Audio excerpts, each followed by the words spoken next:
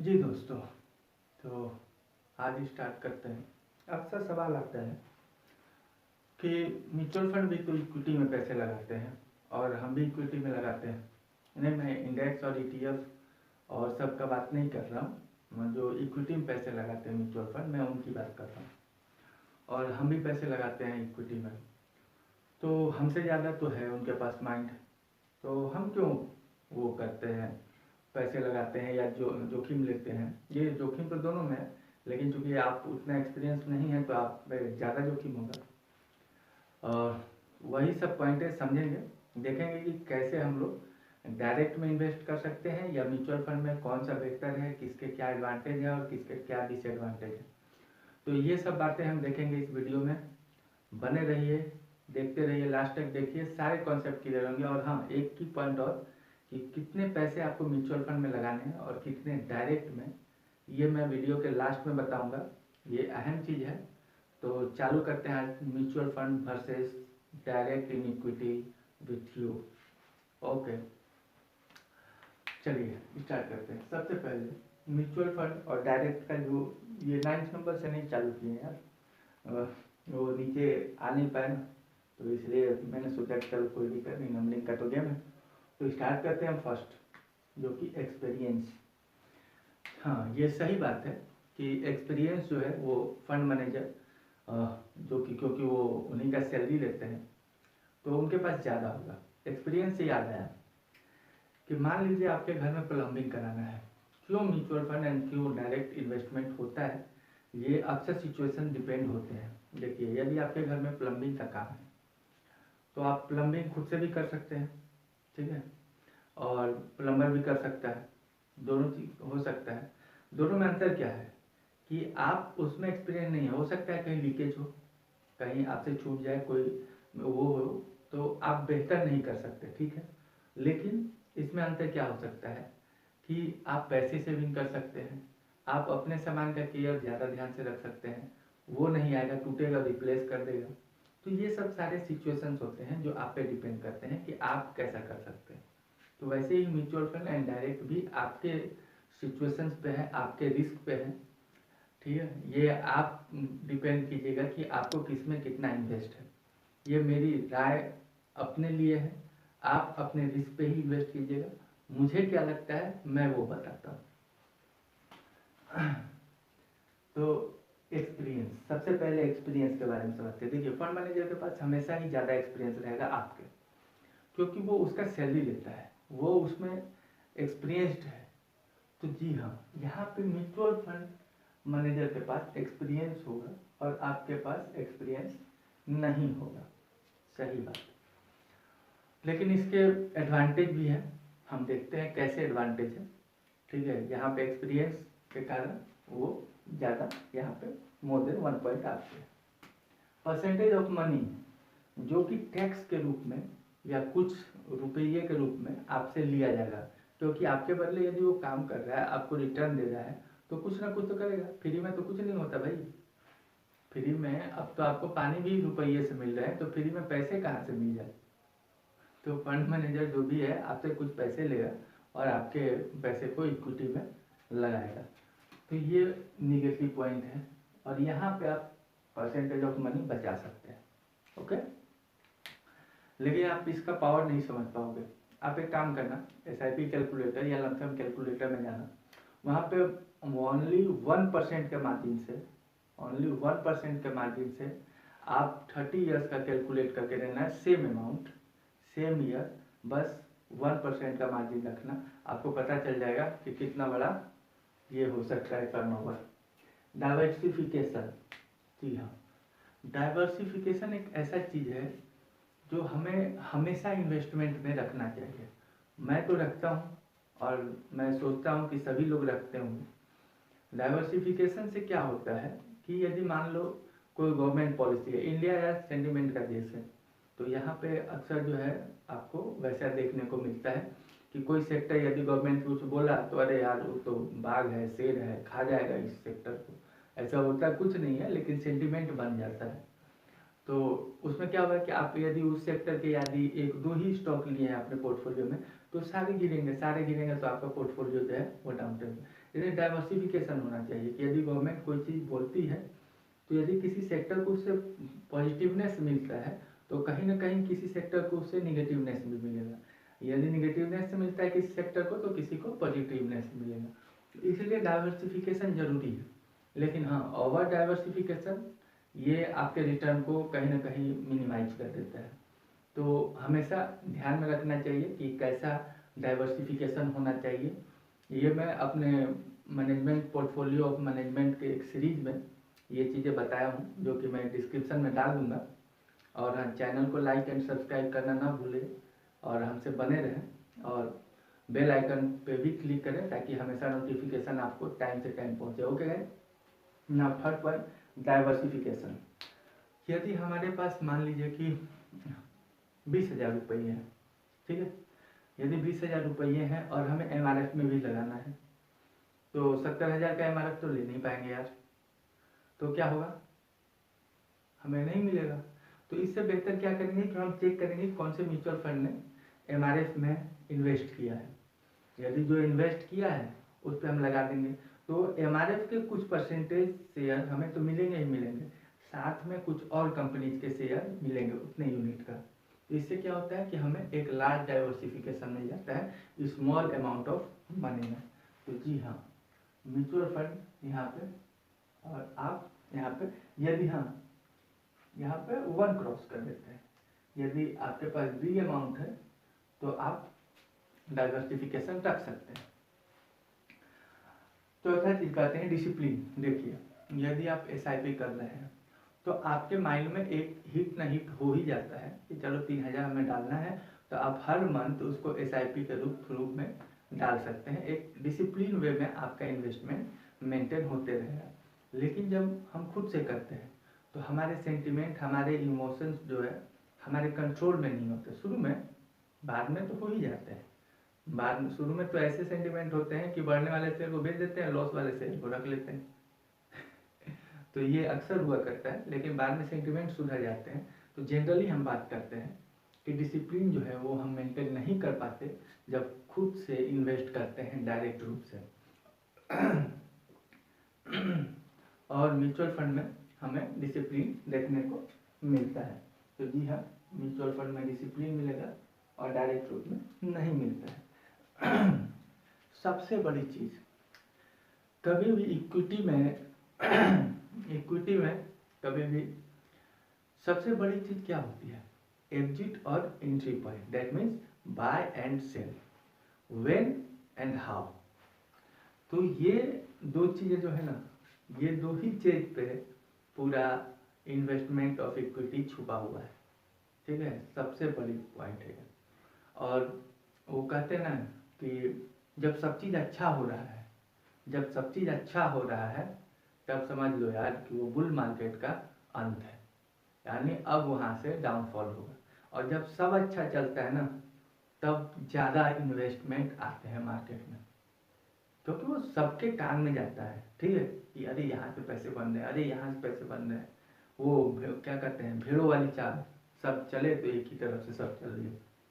तो ये चीज़ होती है। और इसमें क्या होता है कि म्यूचुअल फंड के पास ज़्यादा फंडिंग जाती है, लेकिन अब वो जानता है कि यहाँ हमें एग्जिट लेना है, लेकिन तुम रिडम्पशन डालोगे नहीं, उसे कैश रखने का है नहीं, वो करेगा तो क्या करेगा, उसको तो रखना ही है भाई। वो जानता है कि नहीं लेना है हमको, यहाँ एग्जिट लेना है, लेकिन वो कैश नहीं रख सकता। तुम बैठे हैं अपने और दिमाग वाला है, ऐसा कुछ नहीं है।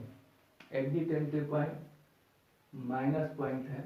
आपको मालूम है कि यदि ये कंपनी फ्रॉड किया है तो आप निकाल सकते हो, मार्केट क्रैश डाउन होने वाला है तो आप निकाल सकते हो। लेकिन म्यूचुअल फंड में रिडम्पशन जब तक नहीं डालोगे तब तक म्यूचुअल फंड मैनेजर क्या करेगा, कुछ नहीं कर सकता। तो ये चीज़ें होती है। वही बोले ना कि जब सब चीज़ अच्छा चल रहा है, मतलब मार्केट उस समय हाई पे होता है, और जब सब खराब चलने लगता है तब भागते हैं, चलो डूबने लगा पैसा, भागो भागो भागो भागो, हो गया खेल। मतलब खरीदते हाई पे हैं और बेचते लो पे हैं, ऐसा नहीं है, रिटर्न देते हैं, लेकिन एग्जिट एंट्री पॉइंट इनके हाथ में नहीं होता है। चलिए छठे पॉइंट पे समझते हैं, टाइम। नाउ टाइम बहुत बड़ा चीज़ है, ठीक है। तो टाइम में क्या है कि आप म्यूचुअल फंड में यदि डाल दी तो आपके जो टाइम है वो कहीं ना कहीं सेविंग होगा, ठीक है, टाइम सेव करेंगे। लेकिन क्या आप उसका यूटिलाइजेशन कर पा रहे हैं? नहीं करेंगे। आप गप्पे लड़ाने में, कहीं कोई चीज़ करने में, ये सब चीज़ में गंवा देंगे, ठीक है। लेकिन यहाँ पे आपको टाइम सेविंग तो होगा, और आपका टाइम सेविंग आप करेंगे तो नहीं होगा। तो ये हमें केवल टाइम और लेजीनेस, आप तो इस टाइम को यहाँ पे इस रूप में लेजीनेस मानते हैं कि यदि हमें लेजीपन है तो चलो भाई, यहाँ टाइम बचाने का मतलब क्या है? म्यूचुअल फंड में इन्वेस्ट कर रहे हैं, वो डायरेक्ट नहीं कर रहे हैं क्योंकि हमसे ना हो पाएगा, कुछ ऐसा है। तो ये चीज़ है, कर लो फिर म्यूचुअल फंड सही, सही है, बट फिनेंशियल रिस्क तो है उसमें, आप अपने रिस्क पे देखिए। नॉलेज, एक्सपीरियंस ज़्यादा है म्यूचुअल फंड के पास तो नॉलेज भी आपके पास से ज़्यादा होगा। लेकिन क्या, जब आप डायरेक्ट इन्वेस्टमेंट कर रहे हैं तो आपको नहीं लगता कि आप कहीं ना कहीं एक एक्सपीरियंस प्लेयर की तरफ मूव ऑन कर चुके हैं? ठीक है, कई साल, 2 साल, 4 साल, 5 साल, 10 साल, 20 साल के बाद आप एक छोटे मोटे फंड मैनेजर से ज़्यादा जानते होंगे यार। हमें लगता है ऑलमोस्ट आपको उस 5% या 3% लॉबी में आ जाइएगा 20 साल बाद, कि जो कि अच्छे अच्छे फंड मैनेजर भी आपसे इतना नहीं जानते होंगे या आपसे ज़्यादा बिजनेस को नहीं समझ पाएंगे।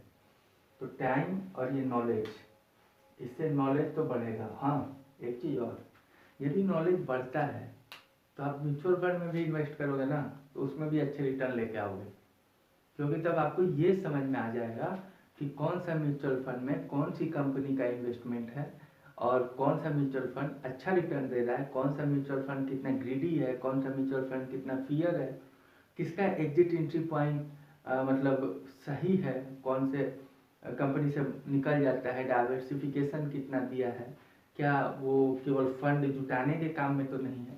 ये सब चीज़ जब आपका नॉलेज हो जाएगा ना, तो आप म्यूचुअल फंड से भी बेहतर रिजल्ट ला सकते हैं। नाउ रिच, यहाँ पे रिच का मतलब वो अमीर वाला जो है ना, वो तो है ही, और एक रिच यहाँ पे हम ऐड कर सकते थे, लेकिन खैर चलो इसी में बता देते हैं। रिच, देखिए सही बात है, इनके पास फंड्स ज़्यादा होगा, कैपिटल ज़्यादा होगा। अब चूंकि कैपिटल ज़्यादा होगा, फंड्स ज़्यादा होंगे, ठीक है, तो ये जो 9th नंबर है ना, रिच हटा देगा, ठीक है, रिच एंड इन्फॉर्मेशन इसी को रख देते हैं, चलो कोई दिक्कत नहीं, ये सेम पॉइंट कर देते हैं, यहाँ मार्क कर देंगे, ठीक है। तो यहाँ पे जो इन्फॉर्मेशन होंगे इनके पास ज़्यादा होंगे, क्योंकि इनके पास इम्प्लॉय होंगे, इनके पास कुछ वो होंगे जो मैनेजमेंट से बात कर सकते हैं, डायरेक्टर से बात कर सकते हैं, ऑनर से बात कर सकते हैं, एम्प्लॉय से बात कर सकते हैं, जाके बिजनेस मॉडल समझ सकते हैं, future business model direct to direct बात कर सकते हैं। तो जी हाँ, यहाँ पे इनके पास इंफॉर्मेशन होगा और आपके पास नहीं होगा, ठीक है।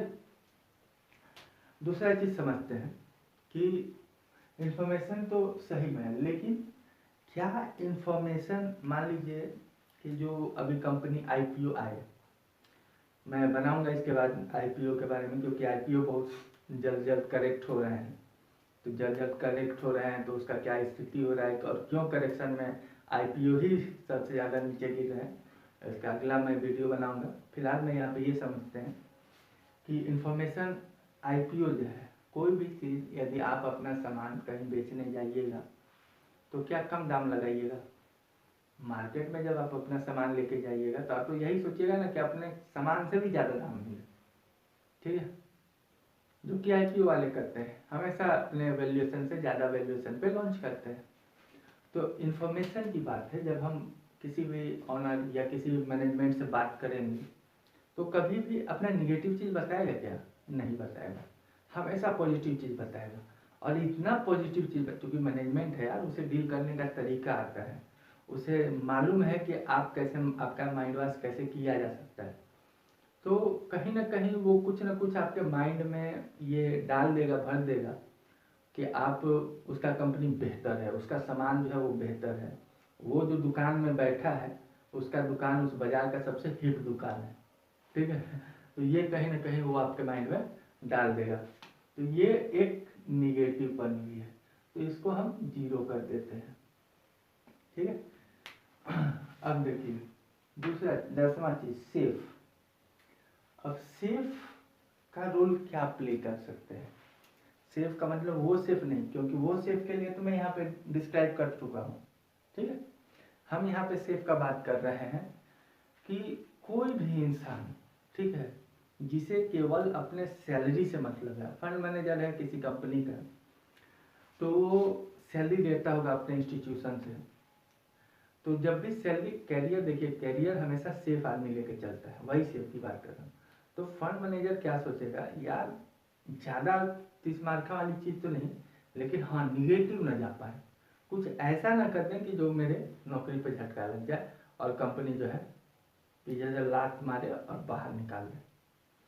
हाँ, सभी नहीं करते, क्योंकि सभी करने लगते तो म्यूचुअल फंड में कोई इन्वेस्ट ही नहीं करता, क्योंकि ज़्यादा रिटर्न नहीं पा पाते। तो कहीं ना कहीं ये जो सेफ है ना बॉस, म्यूचुअल फंड मैनेजर जो है वो सेफ प्ले के कारण ज़्यादा रिटर्न नहीं करवा पाते, और जब तक आप रिस्क नहीं लोगे बॉस, तब तक आपका कुछ नहीं हो पाए। थोड़ा परसेंटेज ऑफ मनी जो है ना वो हमेशा थोड़ा रिस्की वाले में डालना चाहिए, ताकि हमको ज़्यादा रिटर्न मिल सके। तो ये सेफ जो है आपके लिए एक पॉइंट है, और इसके लिए निगेटिव पॉइंट। ओह हाँ, यस, ठीक है ना। अब हम कैलकुलेट कर लेते हैं कि म्यूचुअल फंड को कितने पॉइंट मिले, ठीक है, और डायरेक्ट इन्वेस्टमेंट में कितने पॉइंट मिले। एक्चुअली ये मेरा राय है, मैं आपको बता दूं, यदि आप इस राय से यदि लेते हैं तो वो आपका रिस्क होगा, आप खुद डिटेल एनालिसिस कीजिए अपने रिस्क पे, क्योंकि इसमें फिनेंशियल रिस्क होने के ज़्यादा संभावनाएं होते हैं। तो अपने जब भी फिनेंशियल स्टेबिलिटी या फिनेंशियल कोई भी इशू के बारे में डिसीजन लें तो खुद से डिटेल एनालिसिस करें, ठीक है, वो आपका रिस्क होगा। अब हम देखते हैं यहाँ पे म्यूचुअल फंड का 1.234, दैट मीन्स म्यूचुअल फंड है 4 points, that is here 4 points, okay. And now we calculate direct 1, 2, 3 और 4, और ये कुछ आधा दिए थे ना, तो 4 एंड, और सही बात है, आप ये जो हाफ है ना, ये मिनिमम महज कुछ परसेंटेज मान लीजिए, और सही में 2 या 3% ही आप ज़्यादा म्यूचुअल फंड से निकाल पाते हैं, सही म्यूचुअल फंड में इन्वेस्ट किए हैं तब, तो वो, लेकिन 2-3% ना बहुत ज़्यादा होता है। और चूंकि 1% तो आप यहाँ पे भी बच जाते हैं ना, मिनिमम 4%। आपको मालूम है 4% यदि सेविंग कर रहे हैं आप पर ईयर, दैट मीन्स आपको एक एक्स्ट्रा एफडी में भी आप जमा कर रहे हो, क्योंकि 5% एफडी है, मतलब आप उतने पैसे से म्यूचुअल फंड तो निकाल रहे हो। यानी डायरेक्ट इन्वेस्टमेंट, मेरा थिंकिंग जो है, डायरेक्ट इन्वेस्टमेंट जब हम करते हैं दैट मीन्स उतने पैसे में मैं किसी म्यूचुअल फंड में भी लगा रहा हूँ और प्लस एक एफडी में भी लगा रहा हूँ, उतने रिटर्न हमको डायरेक्ट इन्वेस्टमेंट में मिलते हैं, मेरा पर्सनल राय है। अब जानते हैं कि म्यूचुअल फंड में मैं कितना इन्वेस्ट करता हूँ और डायरेक्ट में कितना इन्वेस्ट करता हूँ। देखिए हमेशा मैं ये सोच के चलता हूँ कि 10% ऑफ द मनी, बिकॉज जो भी मेरा अचीवमेंट है, गोल है, अभी तो वैसे मेरा कोई गोल नहीं है कि मैं वो इतना हो जाऊँ इतना हो जाऊँ। मुझे ये लगता है कि ठीक है, पैसे कमाना मेरा शौक़ है और खर्च करना भी। किसी को देखता हूँ कि नहीं कोई हेल्पलेस है तो उसमें अपना पैसा डालता हूँ और उसको सही शौक एक लाइफ ऑफ वे में ले जाता हूँ, ये मुझे अच्छा लगता है। और कोई वो नहीं है कि मैं 50 करोड़ का मकान बना लूँ या 100 अरब का कहीं कोई स्विमिंग पूल में कूद के नहाऊँ, ये सब चीज़ें का मुझे शौक़ नहीं है। सिंपल वे में जीता हूँ, मुझे ये करने में मज़ा आता है और कोई हेल्पलेस को सहायता करने में बस। तो 10% ऑफ दी मैं जो भी मेरा वो कैपिटल है उसका म्यूचुअल फंड में इन्वेस्ट कर देता हूँ, ताकि मेरा उसमें डालने का केवल एक ही मकसद होता है, क्या मैं उसको बीट कर पा रहा हूँ कि नहीं कर पा रहा हूँ। ठीक है, यदि बीट कर पा रहा हूँ देन मेरा जो इन्वेस्टमेंट है वो सही है। ये एक डिफरेंस है, ठीक है, मेरे लिए। आप कितना इन्वेस्टमेंट करना चाहते हैं, आपका गोल क्या है, आपका सिचुएशंस क्या है, ये आपसे बेहतर कोई नहीं जान सकता। मैं अपना राय शेयर किया हूँ। आपको क्या अच्छा लगता है, क्या गलत, आप भी कमेंट बॉक्स में लिख के भेज सकते हैं। और please like and subscribe my channel to connect with us and hit the bell icon for notification. Thank you दोस्त, मिलते हैं फिर अगले वीडियो में एक नए टॉपिक के साथ। बने रहेंगे हम अगले वीडियो में फिर से आप